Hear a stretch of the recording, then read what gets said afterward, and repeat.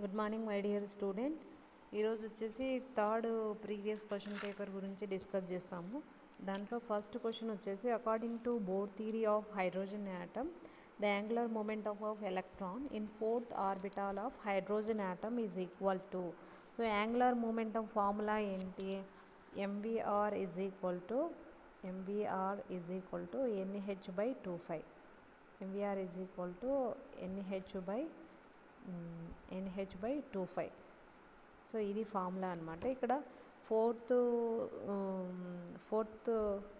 Hydrogen angular momentum of electron in fourth orbital n బదులు 4 substitute చేయాలి.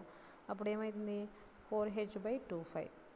So 2 1 జా 2 2 జా. అప్పుడు ఆన్సర్ ఏమవుతుంది? 2H/5.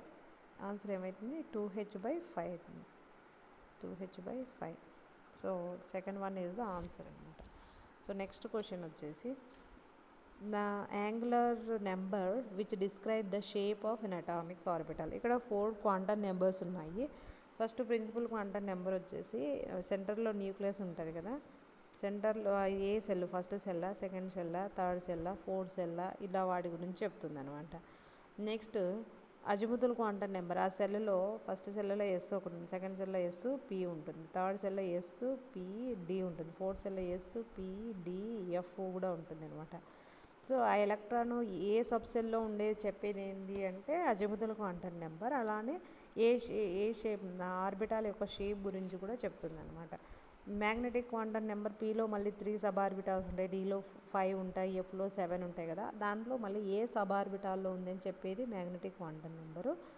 సో ఆర్బిటాల్లో అప్వర్డ్ డైరెక్షన్లో ఉందంటే ఎలక్ట్రాన్ క్లాక్ వైజ్ తిరుగుతుంది, యాంటీ క్లాక్ వైజ్ తిరుగుతుంది అని చెప్పేది స్పిన్ క్వాంటమ్ నెంబర్. ఇక్కడ మనకు వచ్చిన క్వశ్చన్ ఏంటంటే షేప్ ఆఫ్ ఆర్బిటాల్ గురించి చెప్పేది ఏంటంటే azimuthal quantum number. Shape of orbital గురించే కాదు, సో ఒక సెల్లులో ఎన్ని సబ్ సెల్స్ ఉన్నాయి. ఫస్ట్ సెల్లో ఓన్లీ ఎస్ ఉంటుంది, సెకండ్ సెల్లో ఎస్ పి 2 ఉంటాయి, థర్డ్ సెల్లో ఎస్ పి డి అనే 3 సబ్ సెల్స్ ఉంటాయని చెప్పడంతో పాటు ఉన్న ఎలక్ట్రాను ఏ ఆర్బిటాల్లో ఉంది అంటే ఎస్లో ఉంటుంది స్పిరికల్ ఆర్బిటాల్ అని, పిలో ఉంటే డంబెల్ షేప్ అని, డిలో ఉంటే డబుల్ డంబెల్ అని కూడా చెప్తుంది అనమాట.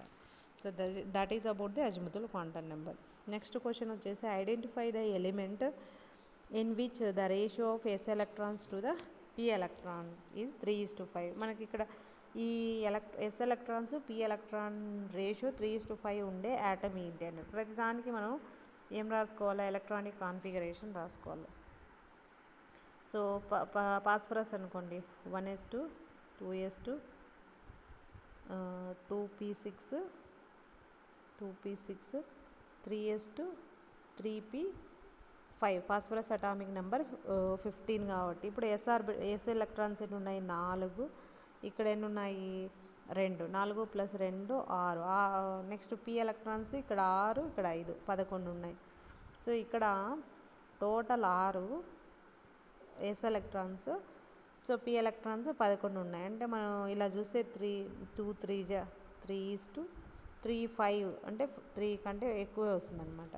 3.5 అలా వస్తుంది, కరెక్ట్గా రాదనమాట. అల్యూమినియం తీసుకున్నప్పుడు కూడా అంటే 1s2 2s2 2p6 3s2 3p1 ఉంటుంది అల్యూమినియం 30 min అటామిక్ నెంబర్. అప్పుడు ఎస్ ఎలక్ట్రాన్స్ సేమ్ 6 ఉంటాయి, పి ఎలక్ట్రాన్స్ ఇక్కడ 6, ఇక్కడ 6, ఇక్కడ 1, మొత్తం ఎన్ని ఉంటాయి? 7 ఉంటాయి. ఇది అప్రాక్సిమేట్గా 1:1 రేషియో అలా ఉంటుంది అనమాట.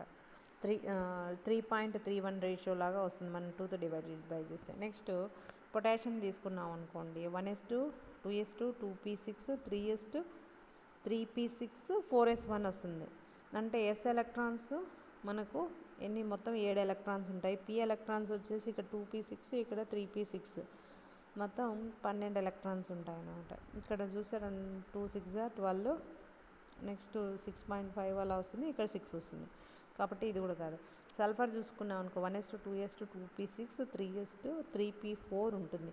అంటే ఎస్ ఎలక్ట్రాన్స్ 6 ఉంటాయి, పి ఎలక్ట్రాన్ 2p6, ఇక్కడ 3p4, సో మొత్తం 10 ఉంటాయి. మనం 2తో డివైడెడ్ బై చేసినాం అనుకో 2 3 6, 2 5 10, 2 3 6, 2 5 10. సో రేషియో 3:5 రేషియోలో వచ్చేది ఏంటంటే సల్ఫర్ మాత్రమే వస్తుంది. ఎలక్ట్రానిక్ కాన్ఫిగరేషన్ రాసుకొని ఎస్పి ఎలక్ట్రాన్స్ మనం 2తో డివైడెడ్ బై చేసుకున్నప్పుడు 3:5 రేషియోలో వచ్చేది సల్ఫర్ మాత్రమే ఇక్కడ అనమాట. నెక్స్ట్ వచ్చేసి the pair of molecule in which the central atom has octet of electron. అంటే ఇక్కడ కొన్ని మాలిక్యూల్స్ ఇచ్చినారు, దాంట్లో 8 ఎలక్ట్రాన్స్ సెంట్రల్ ఆటమ్ అంటే ఈ మాలిక్యూల్లో మధ్యలో ఉండేది సెంట్రల్ ఆటమ్ అంటారు. దాంట్లో 8 ఎలక్ట్రాన్స్ ఉన్న మాలిక్యూల్ ఏంటి అనేది చెప్తాను అనమాట. ఇక్కడ బేరియం క్లోరైడ్లో బేరియం ఉంటుంది, ఇక్కడ క్లోరిన్ ఉంటుంది. బేరియం అటామిక్ నెంబర్ ఎంత? 4లో 1s2 2s2 అన్నాం. Outer most cell only 2 electrons ఉంటాయి. ఈ బాండింగ్లో ఒక ఎలక్ట్రాన్ ఉంటుంది, ఈ బాండింగ్లో ఒక ఎలక్ట్రాన్ ఉంటుంది. మొత్తం 4 ఉంటాయి బేరియం చుట్టూ, కాబట్టి ఇది 8 ఎలక్ట్రాన్స్ లేవు. అలానే BF3 దీంట్లో కూడా అంతే. బోరాన్ అటామిక్ నెంబర్ ఎంత? 5లో 1s2 2s2 2p1 ఉంటాయి. అంటే 3 వ్యాలెన్స్ ఎలక్ట్రాన్స్ ఉంటాయి. ఇక్కడ ఒక ఎలక్ట్రాన్, ఇక్కడ మొత్తం 6 మాత్రమే ఉంటాయి, 8 ఎలక్ట్రాన్స్ లేవు. కాబట్టి ఫస్ట్ ఆప్షన్ కాదు. బేరిలియం క్లోరైడ్ ఇక్కడ ఉంది కాబట్టి ఇది కూడా కాదు. నెక్స్ట్ వాటర్ చూద్దాం అనుకో. వాటర్ వచ్చేసి ఇలా ఉంటుంది, oxygen atomic number 8, 1s2 2s2 2p4. So 1s2 తీసేస్తే 2s2 2p4 మొత్తం 6 ఎలక్ట్రాన్స్ ఉంటాయి. ఇక్కడ ఒకటి ఎలక్ట్రాన్, ఇక్కడ ఒక ఎలక్ట్రాన్, మొత్తం ఎన్ని అవుతాయి? 6 + 2 8 ఎలక్ట్రాన్స్ అవుతాయి. సో కాబట్టి 8 ఎలక్ట్రాన్స్ ఉన్నాయి. అలానే నైట్రోజన్, అమోనియాలో నైట్రోజన్ పైన ఎన్ని ఉన్నాయో చూస్తాం. So nitrogen atomic number 7, 1s2 2s2 2p5. So 1s2 తీసేస్తే 2s2 మనకు 2p5 తీసుకున్నప్పుడు ఇక్కడ 2s2 2p3 తీసుకున్నప్పుడు ఏమవుతుందంటే ఇక్కడ 5 ఎలక్ట్రాన్స్ ఉంటాయి. మళ్ళీ హైడ్రోజన్తో ఇక్కడ 3 హైడ్రోజన్స్ ఉన్నాయి కదా, ఇక్కడ ఒక ఎలక్ట్రాన్, ఇక్కడ ఒక ఎలక్ట్రాన్, మొత్తం 8 ఎలక్ట్రాన్స్ ఉంటాయి. కాబట్టి ఆక్టేట్ రూల్ ఇది ఫాలో అవుతుంది. నెక్స్ట్ BF3 మనం ఇక్కడ చూసుకున్నాం కాబట్టి ఇది ఇట్లా తీసేయచ్చు. ఇట్లయినా మీరు ఒక 10 టెస్ట్ చేసుకున్నప్పుడు ఈ BF3 BeCl2 ఇక్కడ చూసుకున్నాం కాబట్టి ఇవి లేవు కాబట్టి ఆన్సర్ ఇది అవుతుంది అనమాట. మీరు కోవలెంట్ బాండ్ ఫార్మేషన్ బాగా నేర్చుకుంటే వీటికి స్ట్రక్చర్ రాయొచ్చు. Okay, next question. The electronic configuration of an element M is neon 3s1 and that of element X is helium 2s2 2p5. The type of bond present between. So ఇక్కడ NS2 3s1 అంటే ఏ element ఉంటుంది? Neon తర్వాత వచ్చే ఒక electron, neon 10, ఒక electron ఆడితే 11 ఉండేది ఏంటి? సోడియం. X ఇక్కడ హీలియం 2s2 2p, అంటే హీలియం 2 ఎలక్ట్రాన్స్ 2s2 2p5. ఇక్కడ 7 + 2 ఏంటి? 9 ఎలక్ట్రాన్స్ వచ్చేది ఏంటి? 9 ఎలక్ట్రాన్స్ అంటే 9 అటామిక్ నెంబర్గా ఉండేది ఏంటి? Fluorine. Sodium metal, fluorine non metal. ఇది మెటల్, ఇది నాన్ మెటల్. మెటల్కు నాన్ మెటల్కు మధ్య బాండ్ ఫామ్ అయ్యేది ఏంటి? అయానిక్ బాండ్ లేదా ఎలక్ట్రోవలెంట్ బాండ్. అయానిక్ బాండ్ అన్నా ఎలక్ట్రోవలెంట్ బాండ్ అన్నా సేమ్ అనమాట. కోవలెంట్ బాండ్ అయితే 2 నాన్ మెటల్స్ మధ్య ఫామ్ అవుతుంది. కోఆర్డినేట్ కోవలెంట్ బాండ్ కూడా నాన్ మెటల్స్ మధ్య బాండ్ ఫామ్ అవుతుంది, బట్ ఒకటి మాత్రమే ఎలక్ట్రాన్ షేరింగ్ కోసం ఇస్తుంది అనమాట. హైడ్రోజన్ బాండ్లో హైడ్రోజన్ ఉండాలా ఖచ్చితంగా, కాబట్టి ఇది ఆన్సర్ ఏంటి? ఎలక్ట్రోవలెంట్ బాండ్ లేదా అయానిక్ బాండ్ అని ఇచ్చినా కూడా ఆన్సర్ దానికి పెట్టాలి. So next question. The absolute weight of 1 molecule of water is. ఇక్కడ one molecule water find out చేయమన్నాడు. Only 1 molecule of water find out చేసి అవగాడ్రో నెంబర్ ఇచ్చాను. వాటర్ ఫార్ములా ఏంటి? H2O. దీని యొక్క molecular weight 18. So molecular weight by Avogadro number వేస్తే మనకు 1 molecule wait వస్తుంది అనమాట. 6 × 10⁻23. అంటే ఒక మోల్లో చాలా వాటర్ మాలిక్యూల్స్ ఉంటాయి, అంటే 6 × 10⁻23 మాలిక్యూల్స్ ఉంటాయి ఒక మోల్లో. దాంట్లో ఒక మాలిక్యూల్ యొక్క వెయిట్ అంటే molecular weight of water by Avogadro number చేస్తే 6 × 1 = 6, 6 × 3 = 8, 3 డివైడెడ్ బై 10⁻23. ఇది పైనకి వెళ్తే ఏమవుతుంది? -23 అవుతుంది. ఆన్సర్ 3 × 10⁻³ వస్తుంది. So next question.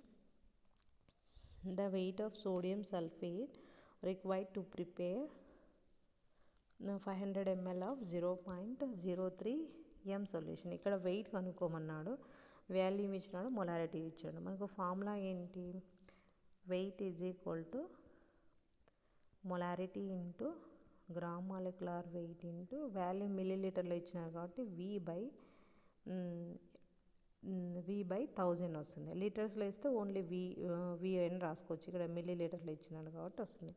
So molarity ఎంత?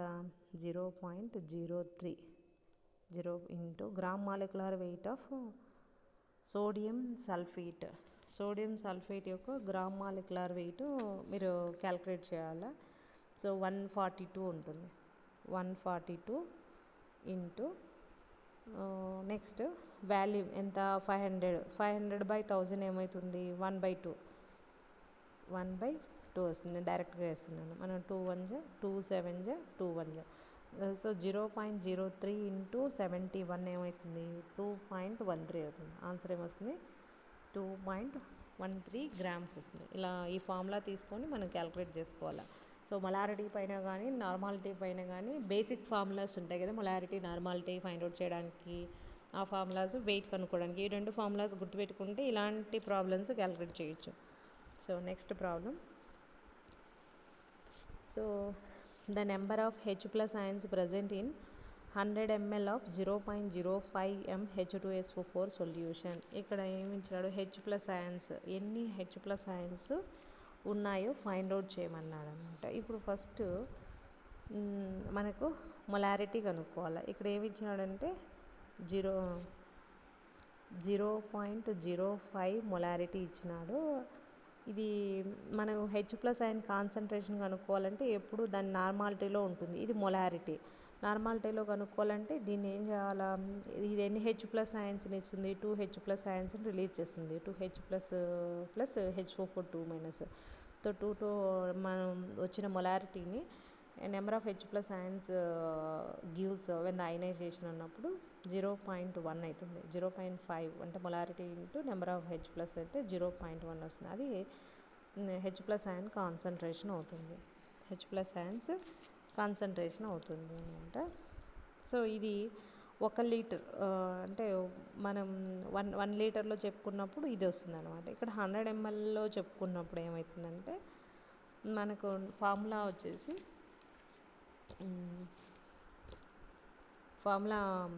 Normality is equal to number of gram equivalence by volume వస్తుంది. ఇప్పుడు మనకు already 0.1 into gram equivalence by volume ఎంత? 100 ml అంటే 0.01 వస్తుంది.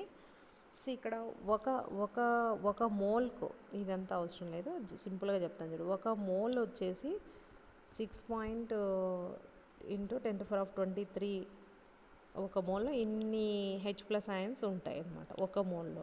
కానీ మనకు 100 mlలో ఎంత ఉంటుంది అన్నప్పుడు దీని యొక్క కాన్సన్ట్రేషన్ చూసుకోవాలి. ఒక మోల్ ఉన్నప్పుడు 1 మొలారిటీ అవుతుంది. ఇక్కడ 0.1 మొలారిటీ ఉన్నప్పుడు ఏమవుతుందంటే